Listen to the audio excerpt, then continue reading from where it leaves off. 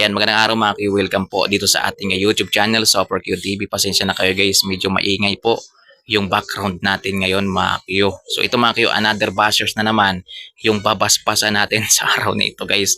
Lumitaw po siya mga Q sa post po ng pip.ph. Ayan, mga inggit, mga hindi makamove on sa kasikatan sa tinatamasa ngayon ni Elias JTB mga Q. At ito po yung kanyang sinabi mga Q, mga Bisaya lang naman nakakakilala dyan. Wow, mga Q. Halatang kakagising lang nito sa mundo. Baka na-amnesia to. Baka nabagok to at kakagising lang mga Q. Kasi sinasabi niya dito guys na mga Bisaya lang daw nakakakilala kay Elias CTV. Nabubulol ako sa iyo, ub-ub ka. Hindi mo ba alam na halos malibot na nga ni Elias CTV yung buong Pilipinas? At this coming September na sa US po sila. Yan, Bisaya pala ha. Paano yan? Paano mo ma-explain ngayon yung sinayaw ni Vice Ganda yung kanyang signature moves? Yung sinayaw ni Kuya Randy sa Wowin yung kanyang signature moves. Si Donita Knows, yan si OG Diaz at marami pa na mga celebrity ang sumayaw sa sayaw ni Idol Elias JTB. Sige nga, pa-explain mo dyan sa comments. Alam mo kasi kung kakagising mo lang sa mundo, ayan, maligo ka muna, mag-toothbrush, then magkape ka, para naman malimpungatan. Para naman gumising ka, gumising yung diwa mo. Yan, kinakain ka na ng kinakain ka na ng kauuban mo eh. Yan, wala kang kaalam-alam sa nangyayari ngayon kay Elias JTB. Grabe, napakasikat po siya ngayon. Yan, kagabi lang nag-guest po siya sa Clown Republic, o di ba? Yan po yung show na sikat ng mga pinupuntahan sa Maynila, mga Q.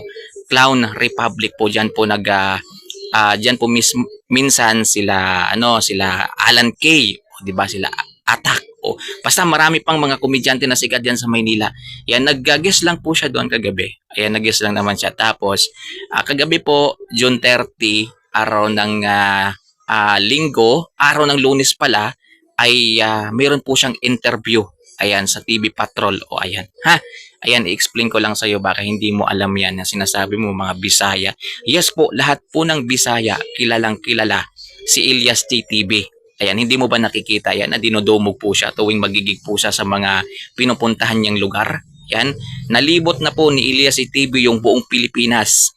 Yan, malilibot pa niya yung iba. Ayan, wag kang baka nga sa harap ng bahay nyo si Elias TV hindi pa nakapagtugtog eh. O baka tumugtog sa lugar ninyo kaso nga lang wala kang pangbayad ng entrance kaya hindi ka nakapunta. Ayan, kumag din to eh. Kumag din tong, ay nako, ayoko nang basahin guys. Kayo na lang bahala mag-intindi dito mga Q. Kasi isa na namang walang kwentang Pilipino po yung nasilayan natin ngayong araw sa comment section ng pip.ph mga Q. Dahil lang nagsabi yung pip.ph na the rising reggae star ng Pilipinas si Elias TV. Ayun, nagsilabasan yung mga inggit. Ayan, nagsilabasan yung mga bubo. So yun lang guys.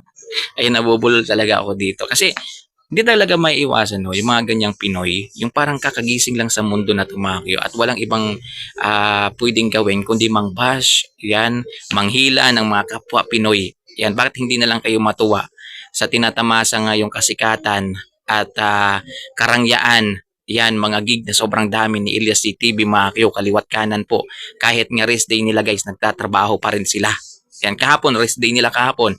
Pero anong nangyari? Nag-guest pa rin siya doon po sa Clown Republic. Nagpasaya pa rin po siya doon ng napakaraming tao. O di ba? Grabe ka naman. Tanga-tanga talaga tong si sino to, si John Sugimpa. Ang labo ng pangalan mo pre. Tapos yung pag-type mo pa parang hindi ka nag-aral. Ayun mga Bisaya lang naman nakakailala. Ayusin mo naman. Ang bash ka na nga, hindi mo pa inaayos. Ayan so yun. Yan, paano mo yun i-explain ngayon? Yan, si Vice Ganda sinayaw yung signature moves ni Elias TV. Si Kuya Randy nagbigay pa nga ng 10,000 dahil natuwa doon sa contestant na sumayaw ng sayaw ni Elias JTB. O di ba? Si Donita Knows. O di ba? Si OG Diaz. O di ba, baka magulat ka isang araw ipoproduce yan, imamanage yan ni OG Diaz. Sa showbiz mo na yan makikita si Idol Ohahay. Be prepare mga basers. Humanda na kayo ng sasabihin pang mas masakit. hindi po kayo pinapansin ni Ila CTV. Kaya nga nandito kami mga protector po niya na mga Bisaya.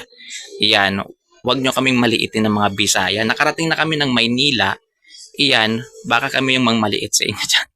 At hindi nyo kakayanin yung mga Bisaya.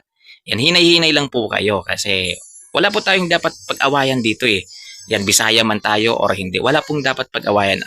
Ang dapat nating gawin na yon ay suportahan si Ilyas GTV. Yan, maging masaya na lang tayo sa narating niya ngayon kung ano man yung tinatamasa niyang kasikatan ngayon. Sana maging masaya na lang tayo at tanggapin natin na wala, sikat na po siya talaga. Hindi mo na yan mapipigilan kahit magpasagasa ka pa sa trend. Hindi mo na yan mapipigilan. Sisikat at sisikat po yan. Kasi marami pa po siyang gig na pupuntahan at ang malupet ay kukoncert pa yan sa ibang bansa. Yan, meron pa yung world tour na tinatawag. By September, sunod-sunod po yan hanggang Canada. So yun lang, be prepare lang sa mga sasabihin pa niyong mas masakit. Sakit, ano pa, yung mas masakit pa. Yan, kasi medyo medyo lahat na yata nasabi nilang pangbabash kay Ilyas CTV. Pero mag-isip pa kayo ng mas masasaktan pa talaga si Ilyas CTV para makapag-react sa inyo. Kasi hindi po siya nagre-react talaga. Sabi po niya, yung mga basher hindi dapat pinapansin. Pasensya ka na o hahay ha kasi nandito po kami na handang pumansin dito sa mga bobo na to, mga bashers na to na mga walang magawa sa kanilang buhay. Ayan, ba't di nyo pagbubuntingin dyan yung mga hinaharap? So yun lang guys, maraming salamat. Ano po yung masasabi nyo dito? Ayan, basbasan nyo na lang dyan sa comment section.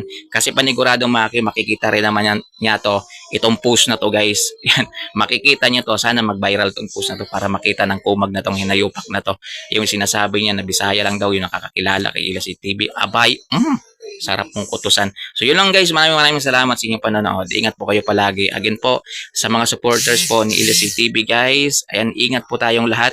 And ipag-pray lang po natin na magtuloy-tuloy itong success na tinatamasa ni Ilyas CTV. Dito lang po tayo sa likod niya guys. Sa likod at sa gilid po niya. Suporta lang po tayo. At maging masaya po tayo sa kung ano po yung nararanasan ngayon ng kababayan natin. So yun lang guys. Maraming salamat po. Ingat po kayo. At God bless po sa ating lahat. Thank you for watching mga ka-Q.